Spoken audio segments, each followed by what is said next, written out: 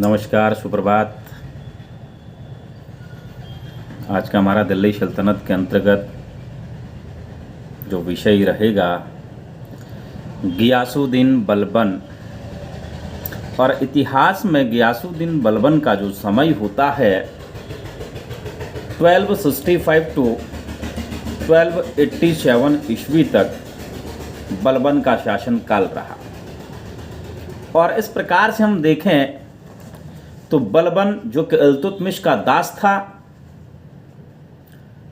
और इलबारी जाति का तुर्क था। बलबन दिल्ली सल्तनत का ऐसा शासक रहा जो 20 वर्षों तक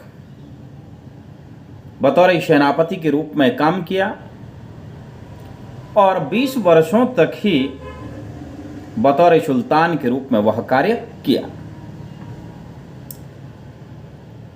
बलबन जब शासक बना तो बलबन के द्वारा रक्त एवं लौह की नीति का अनुसरण किया गया। यानी रक्त एवं लौह की नीति का अनुसरण करने वाला बलबन दिल्ली सल्तनत का पहला शासक था। और इसी प्रकार से हम देखें बलबन राजत्व के सिद्धांत को प्रतिपादित करने वाला दिल्ली सल्तनत का पहला शासक था। बलबन का राजत्व सिद्धांत क्या था और ये राजत्व का सिद्धांत उसने कैसे और कहां से अपनाया? जैसा कि बलबन स्वयं को ईरान के अफरासियाब का स्वयं को वंशज मानता है और इसी प्रकार से यानी जो फारस है उसका राजत्व का सिद्धांत फारस के राजत्व से प्रेरित था। बलबन अपने राजत्व के सिद्धांत में राजा को नियाबते खुदाई यानी ईश्वर का प्रतिनिधि मानता है या नियाबते खुदाई ईश्वर का प्रतिनिधि बतलाता है और उसके अनुसार राजा को शक्ति ईश्वर से प्राप्त होती है और राजा को ईश्वर से शक्ति प्राप्त होने के कारण उसके कार्यों की सार्वजनिक जांच नहीं की जा सकती है।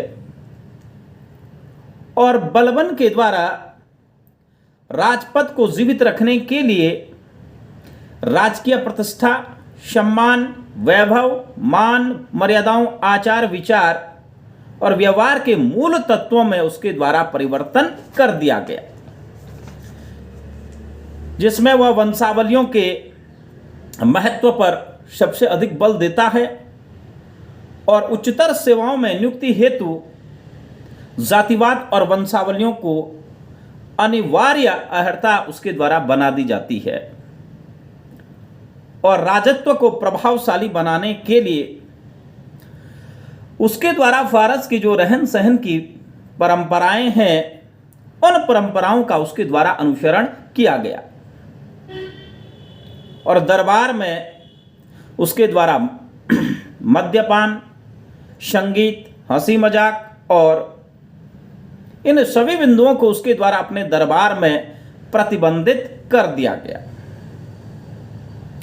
और दरबार में गैर इस्लामी प्रथाओं का प्रारंभ बलबन के द्वारा किया जाता है।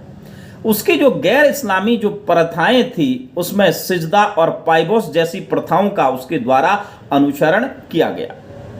यानी बलबन दिल्ली सल्तनत का पहला शासक है जिसके द्वारा अपने दरबार में गैर इस्लामी परंपराओं को शुरू किया गया। और हमने कहा कि देखिएगा जो गैर इस्लामी परंपराएं थी उसमें पाइबोस और सिजदा जैसी परंपराएं रही। सिजदा का अर्थ क्या होता है कि भूमि पर लेट करके सुल्तान का अभिवादन करना और घुटनों के बल पर यानी घुटनों के बल पर बैठ करके सुल्तान के सामने सर झुकाना, यह था आपका सिजदा परंपरा। और इसी प्रकार से पाइबोस जैसी प्रथा की यदि हम बात करें तो जो पाइबोस थी वो सुल्तान के पैरों को चूमना होता था व्यक्ति को, उसे हम कहते हैं पाइबोस। और एक ईरानी जो त्योहार था नवरोज त्योहार, का भी प्रारंभ बलबन के द्वारा किया गया। यानी बलबन नवरोज त्योहार को, यह नवरोज जो फेस्टिवल था उसको लागू करने वाला भी दिल्ली सल्तनत का पहला शासक था। बलबन के द्वारा शासन की सुरक्षा के लिए निष्ठावान और गुप्तचर प्रणाली का भी उसके द्वारा विकास किया गया और भारत में आर्य विभाग की स्थापना भी बलबन के द्वारा की गई। तो उसको भी याद रखिएगा, क्योंकि सबसे पहले भारत में आर्य विभाग जो स्थापित करता है उसका श्रेय जाता है आपका बलबन के लिए, तो उसको याद रखिएगा। और बलबन ने जो इल्तुतमिश ने जो गठित जो तुर्कान-ए-चहलगानी संगठन था, जैसे ही शासक बना तो सबसे पहला जो काम करता है बलबन कि इस तुर्कान-ए-चहलगानी जो संगठन है, इस संगठन को उसके द्वारा समाप्त कर दिया जाता है। बाकायदा इल्तुतमिश के समय बलबन इस तुर्कान-ए-चहलगानी संगठन का सदस्य रहा, लेकिन जैसे ही राजा बनता है तो इस तुर्कान-ए-चहलगानी संगठन का उसके द्वारा दमन कर दिया जाता है। आपसे प्रश्न भी पूछा जाता है कि तुर्कान-ए-चहलगानी संगठन का गठन किसके द्वारा किया गया, तो यहां पर फिर आपका आंसर होगा इल्तुतमिश। अगर दमन की यहां पर बात होगी, तुर्कान-ए-चहलगानी संगठन का दमन निम्नलिखित में से किस शासक के द्वारा किया गया या निम्नलिखित में से किसके द्वारा किया गया, तब आपका आंसर होगा बलबन। और दूसरा, इतिहास में जो बलबन दिल्ली सल्तनत के अंतर्गत जाना जाता है, एक तो अपने राजत्व के लिए और अपनी रक्त एवं लौह की नीति के लिए जाना जाता है, और एक सबसे बड़ी जो विशेष व्यवस्था थी, बलबन इतिहास में दिल्ली सल्तनत के अंतर्गत अपनी मंगोल नीति के लिए भी प्रसिद्ध है।